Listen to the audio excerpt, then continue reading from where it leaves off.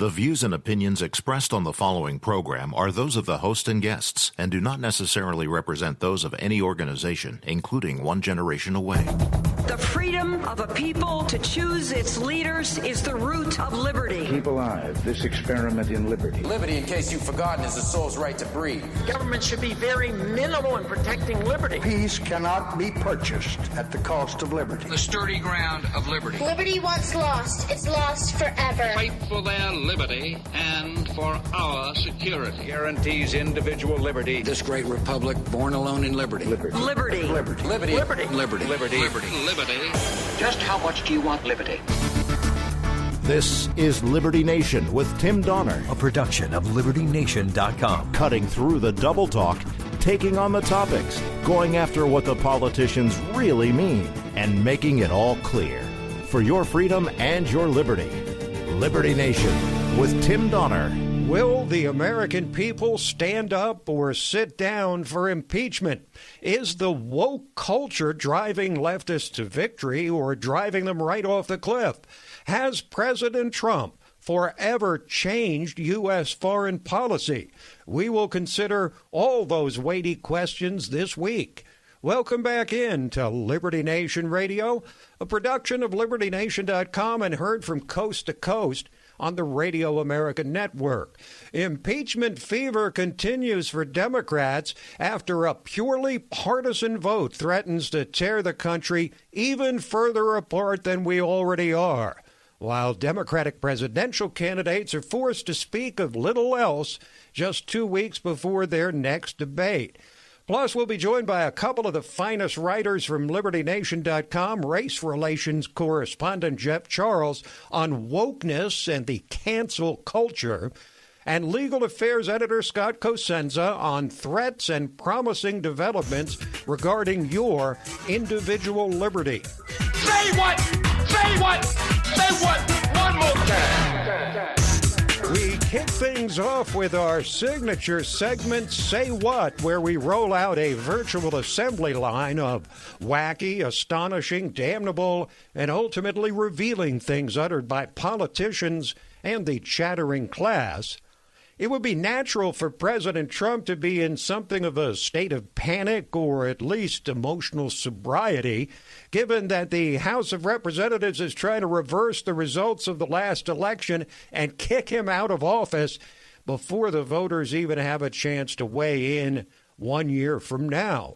And especially given how this impeachment inquiry is just the latest pretext for taking him down.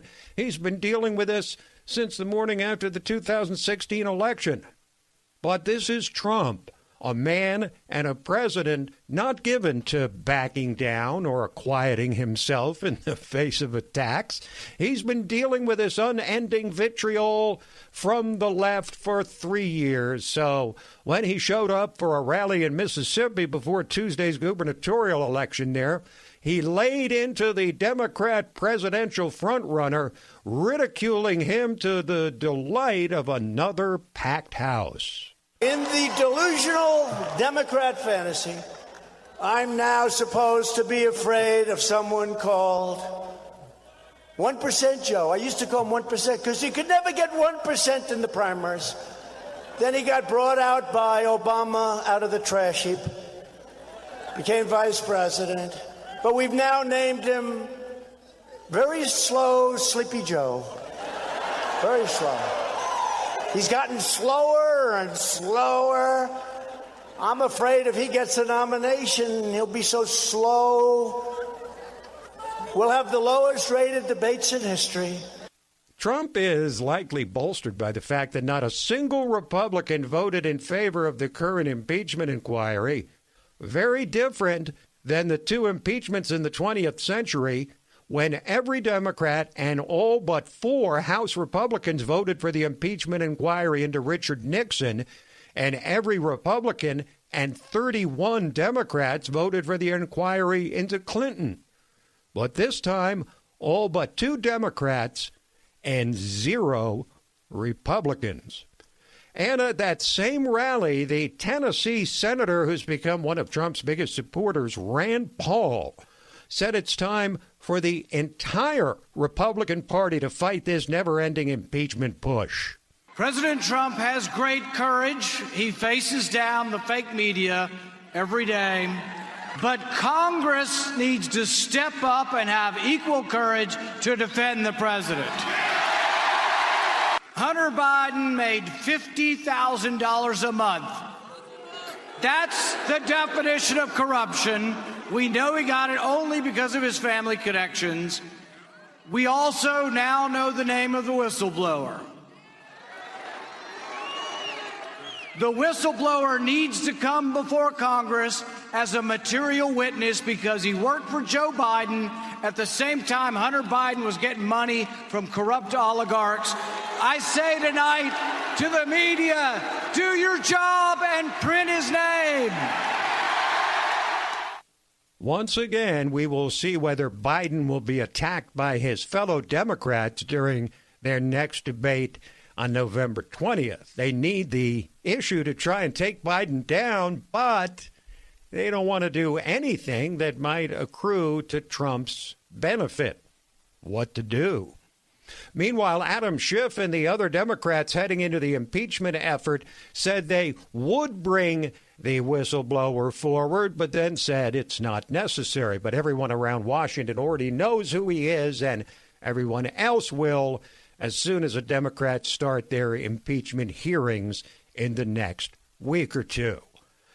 Project Veritas was on the warpath again this week. That group, which has made secret recordings of leftists, let go of a beauty this week. It was the co-anchor of ABC's Good Morning America, Amy Robach, saying she had all the dirt on the notorious pedophile, the recently deceased Jeffrey Epstein, especially one of his victims, Virginia Roberts, and Epstein's most prominent clients had that information long ago, but ABC officials killed the story.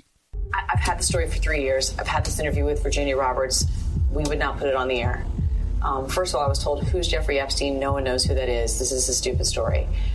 Then the palace found out that we had her whole allegations about Prince Andrew and threatened us a million different ways. She had pictures. She had everything. She was in hiding for 12 years. We convinced her to come out. We convinced her to talk to us. It was unbelievable what we had. Clinton. We had everything. Every day I get more and more pissed because I'm just like, oh my God. It was what we had was unreal. Other women backing it up. Hey, yep.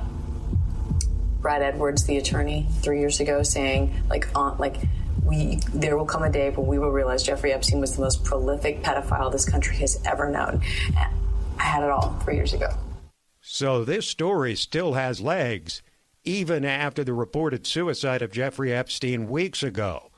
You can bet that the powers that be at ABC in general, and Bill Clinton, for one in particular, sure are glad that that particular dead man will be telling no tales. Finally, a reversal of fortune or change of heart or change of narrative regarding Trump and the newly minted world champion Washington Nationals. After being greeted rudely by the team's fans when he showed up for Game 5 of the World Series, Trump welcomed the team to the White House after they captured the trophy and received a most surprising, even shocking message from the Nationals captain. He's a great guy, and he's a great, great player, and that's Ryan Zimmerman. Mr. President, me and my teammates, first of all, I would like to thank you for having us here. This is an incredible honor that I think all of us will never forget, and we'd also like to thank you for keeping everyone here safe in our country and continuing to make America the greatest country to live in the world. Thank you, man. That's so nice, man. Thank you very much. And then Zimmerman, the longest-serving member of the Nationals who joined the team in its first season after moving from Montreal 15 years ago, presented the president with a Nationals jersey with Trump and the number 45 on the back. But if you thought that was incredible in this political climate, Nationals catcher Kurt Suzuki wore a red MAGA hat. and of course got flamed on social media. Now, in ordinary times, those remarks and giving the president a jersey and wearing a hat celebrating the president would be embraced or expected or ordinary. But in these times of woke culture, which we'll discuss with Jeff Charles a bit later in the show, what Suzuki, Zimmerman, and the Nationals did seems like an act of abject courage, or at the very least, a concerted attempt to win back the favor of a president who was booed wildly amid cries of "lock him up" by Nationals fans during the World Series. So maybe the Nationals feel like it's not a bad idea to be on the good side of the leader of the free world living just across town. Quick break, and then we're back to examine the newest prevailing culture that's driving the debate in the Democratic Party, the cancel culture, and what former President Barack Obama had to say about it. Liberty Nation with Tim Donner. Where can you find honest political commentary with sobering analysis, accountability, deconstructing threats to our liberty, and boldly reporting the truth? Subscribe to LibertyNation.com YouTube channel, where facts matter.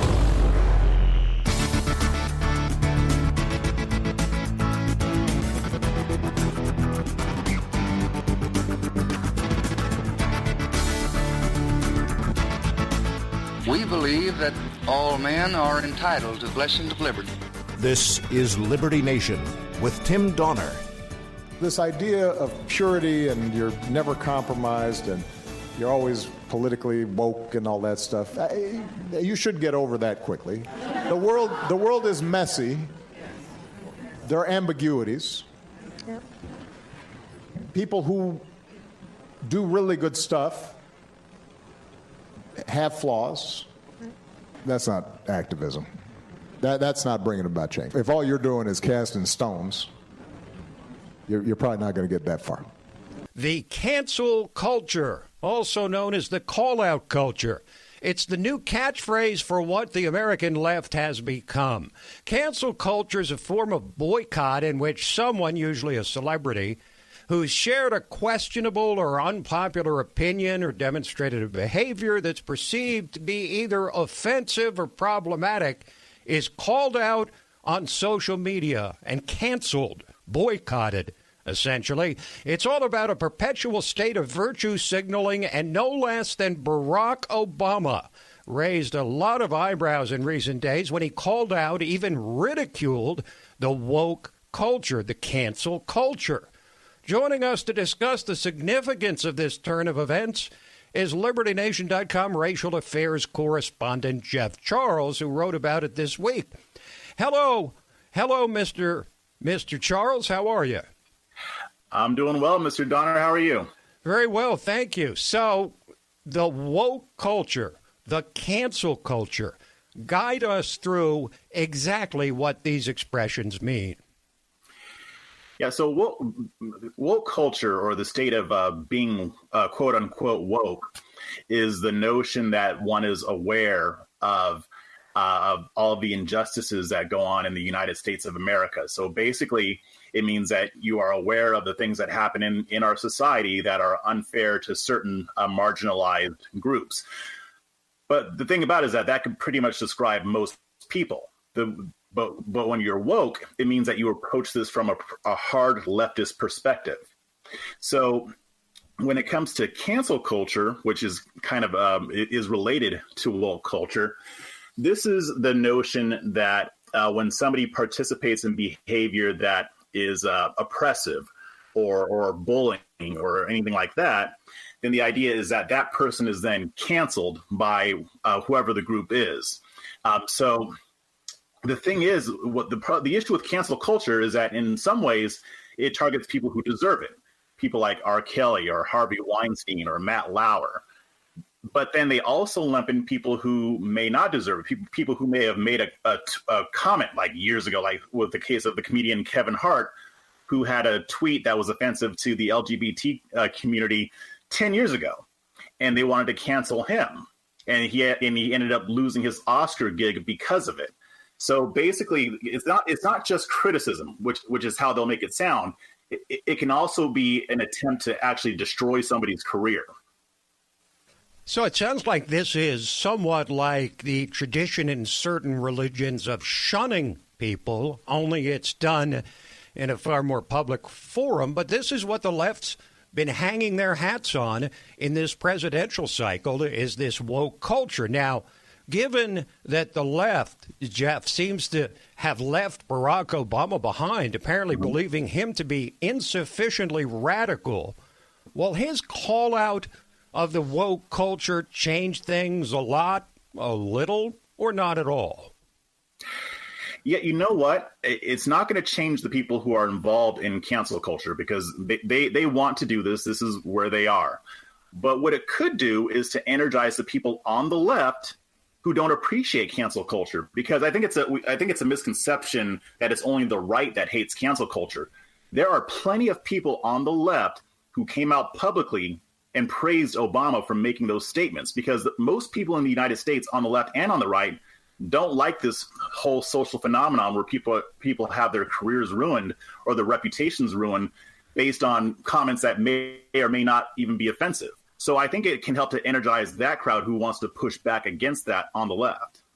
Well, I think there was, at least for me and maybe for you, Jeff, something of a sense of relief to hear a former president of the United States trying to be the adult in the room and saying, you know, you're not going to win the fight by simply talking down other people, which is what it seems like it's become. But yes. do you think that Obama made his comments because of fear that his party will get whipped again by Trump if they keep up this woke and cancel culture stuff, or because he just thinks his party's going off the deep end in general? Yeah, honestly, I think it's both. I mean, he knows this stuff damages the Democratic Party in an electoral sense, but also in just the way the party is. But also, I think he does see that the party is going a little bit crazy.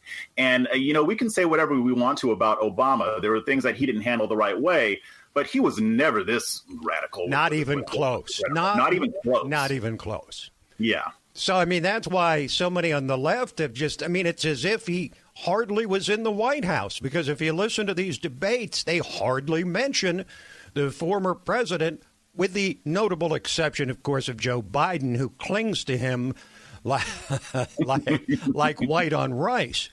Yes, the leadership of the hard left is doing this because they need to appeal to their hard left progressive base.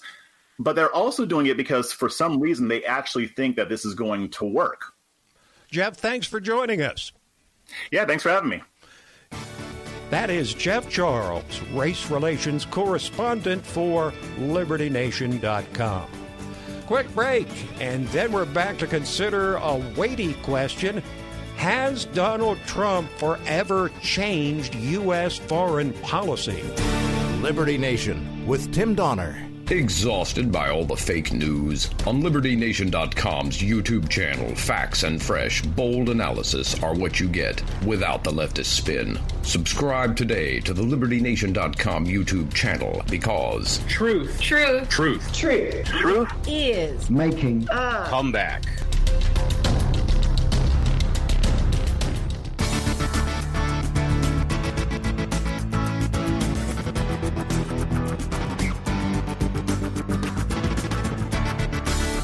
Far more important than my political future and far more important than yours, the well-being of our country.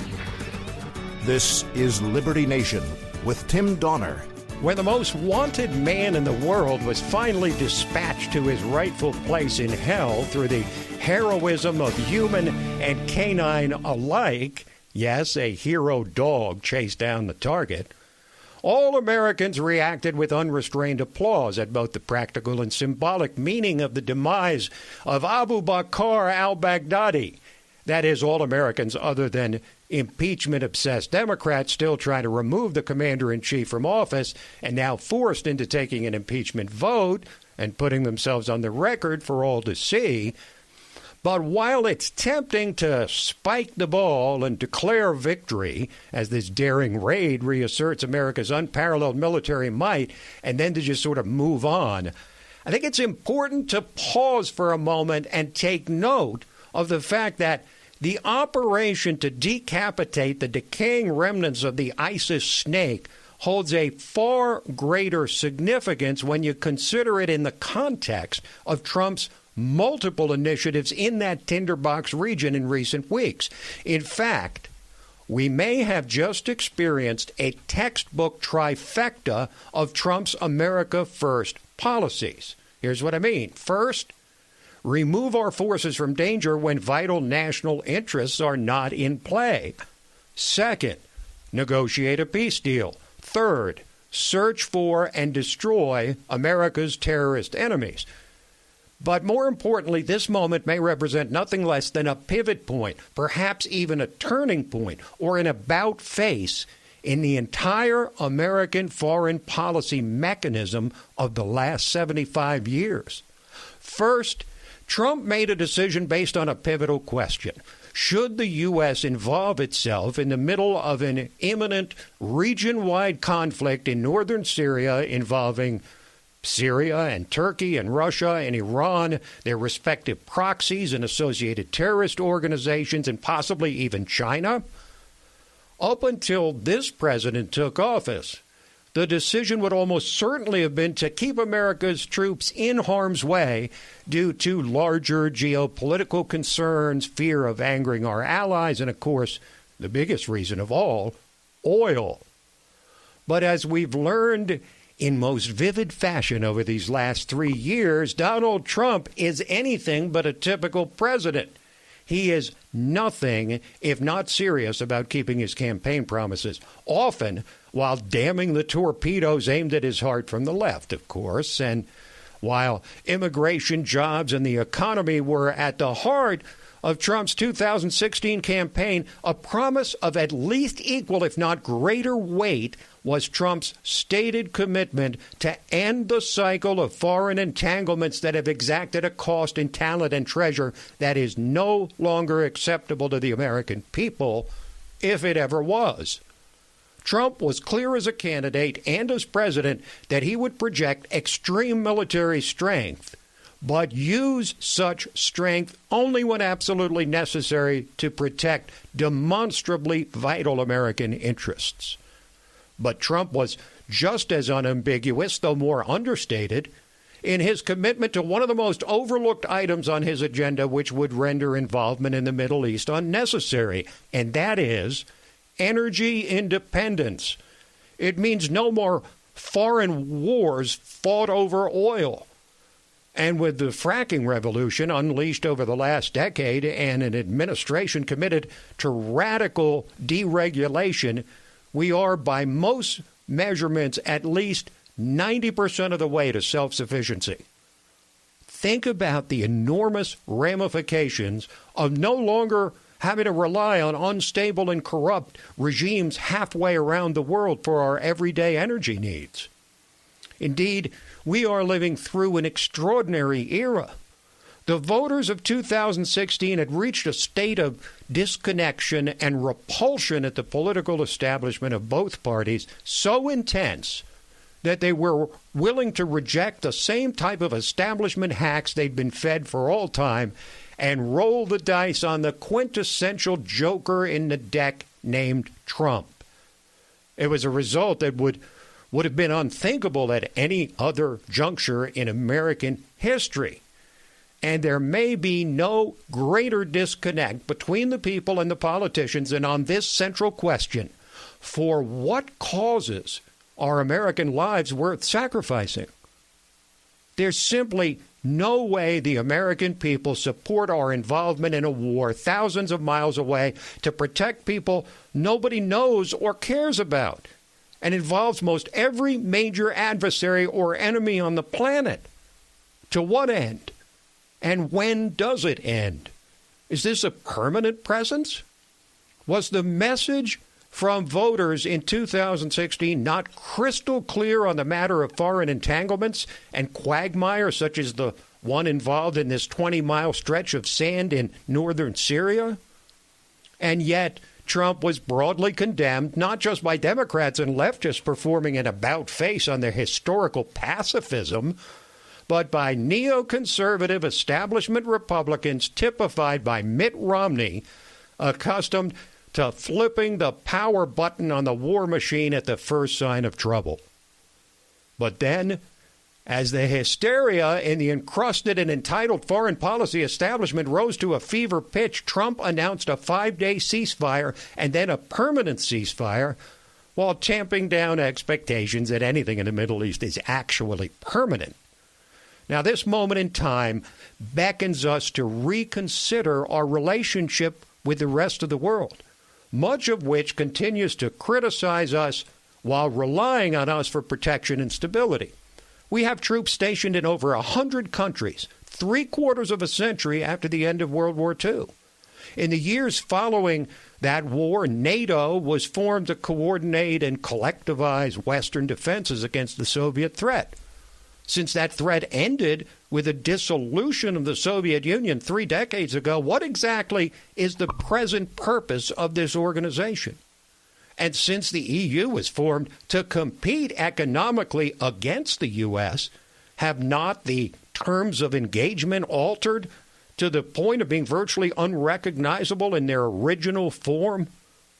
And yet, when Trump refused to take up arms against a fellow member of this long-cherished 28-nation NATO alliance, Turkey, he was condemned by the same crowd that attacked him for daring to hold these allies finally to their agreement to pay their fair share of the common defense.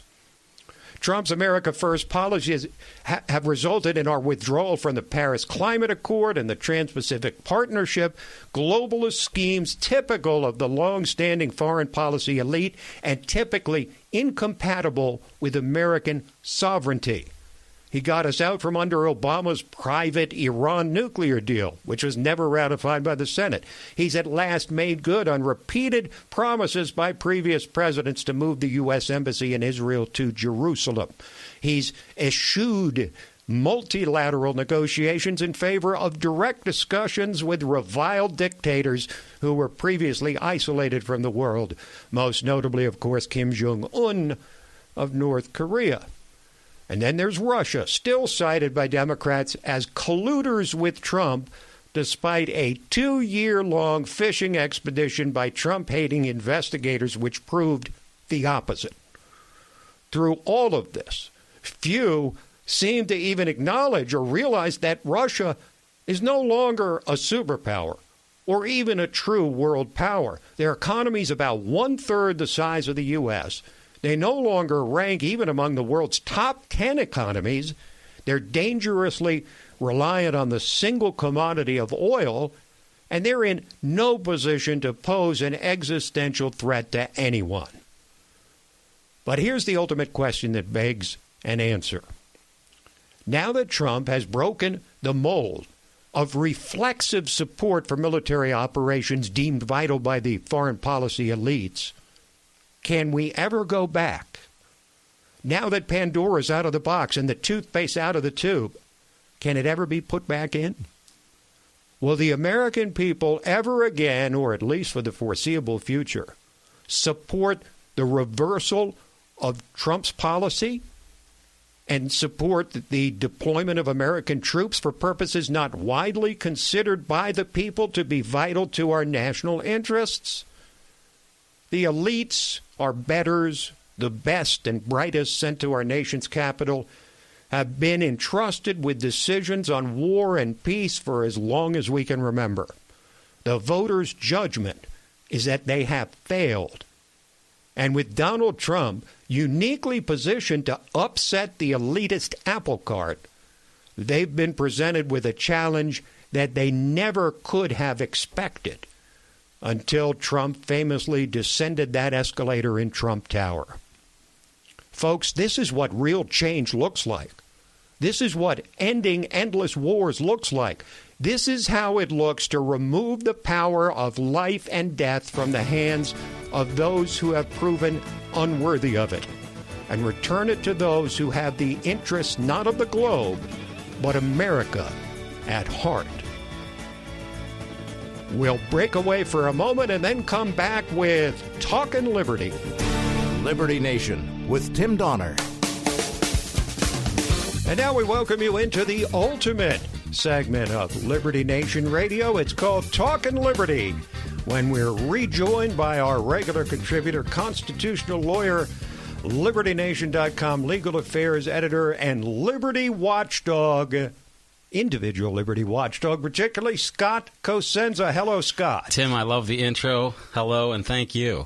The watchdog for liberty is all you really need. Absolutely. All right. That's the one I treasure the most. Couple of stories about Donald Trump and New York. The first one, Trump can't block the subpoena issued to release his New York tax return. This is New York District Attorney, Manhattan DA Cyrus Vance, and his quest, Tim, to unveil of all the crimes we know of in the Big Apple.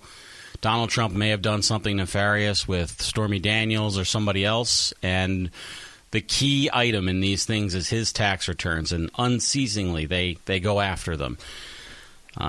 Trump has challenged the special laws that have been passed to gain access to his tax records in the federal courts. This is in the Second Circuit in New York. We had a district court judge rule against the president and say that he had to fulfill the terms of the subpoena. We now have the Second Circuit Court of Appeals ruling on this. As we're talking now, Tim, there are two avenues of appeal left for the president of the United States. He can go directly to the Supreme Court and ask for an appeal, or he can appeal to the Second Circuit for one of your favorite terms, I know, en banc review, for the entire circuit to reveal the decision. Either way, I think anybody would say it's destined for the United States Supreme Court to determine whether or not the president has to give these records. Well, Scott, being a New Yorker, from birth, I have a special fondness for both New Yorkers and the place known as New York. And I know how difficult life can be up there, and I know that the release of Donald Trump's tax returns will make life so much better for the rank-and-file Manhattanite or resident of Queens or Bronx or Brooklyn or Staten Island. They await only Donald Trump's tax returns to assure a return of a high quality of life in New York City, Scott. The citizens of New York have some of the most troubling relations with the police of any city in America. The district attorney's office has chosen to expound its limited resources and the triage of issues it has to deal with on gaining political points for himself and other Democrats. And that's what the citizens of New York, maybe that's what they want their DA to use their power for. We'll have to see come election time if the people think Mr. Vance, your former classmate, is doing a good job or not. Yeah, by the way, I expected to see him at my 50th anniversary grammar school reunion. He wasn't there. Too bad, because I was going to talk to him about it and how the quality of life in Manhattan will increase so dramatically with the release of Donald Trump's tax returns. But, Scott, that outrage is nothing compared to what New York has just decided. And, you know, for a moment there, because of Trump's supposed hatred of dogs, I was willing to listen to arguments about a Democratic candidate. But then he proclaimed the dog to be a hero in the al-Baghdadi raid. And so I'm reluctant to consider the Democrat. But now, Democrats banning foie gras, one of my favorite dishes in the entire world. Now, Scott, that is a cause for outrage. 42-6, Tim, was the vote. New York City Council voted.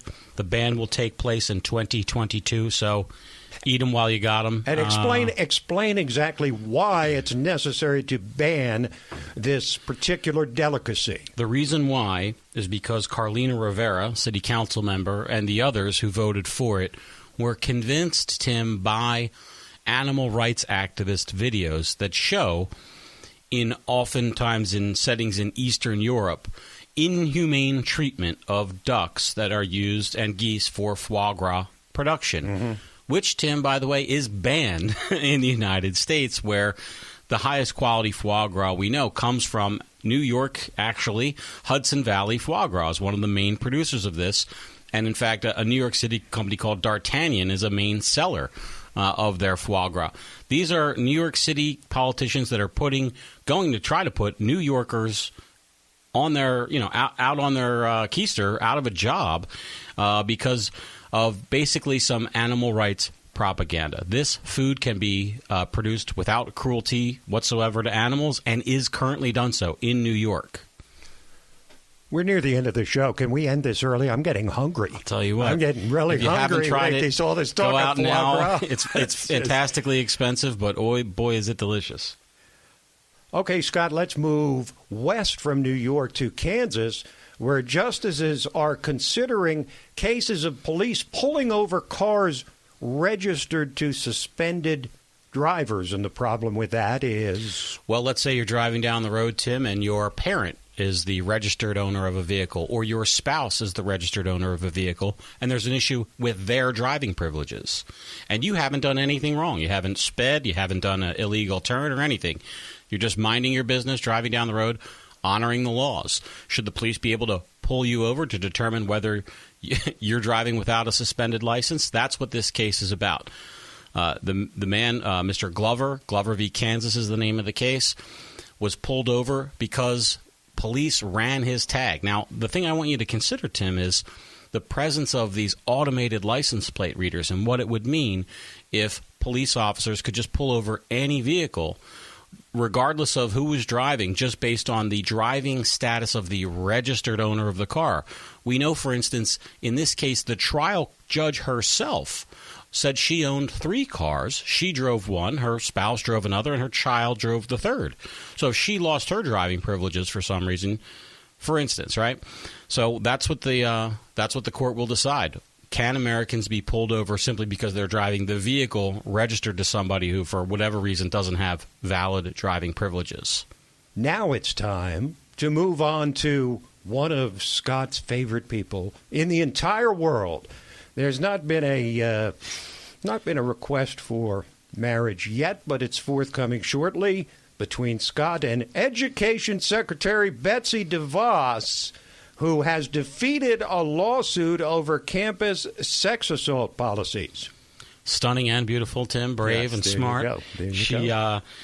This was a big win. Mostly I bring it to the table just because I thought you would appreciate the news, as I did, that there is a judge somewhere in the Ninth Circuit that will rule for a member of the Trump administration. I'm sorry, I find that impossible to believe. It was Scott. strictly for the novelty purpose that I brought it to the table. That's good. And the reason why is because I actually looked it up. This was a ruling by Magistrate Judge Jacqueline Scott Corley.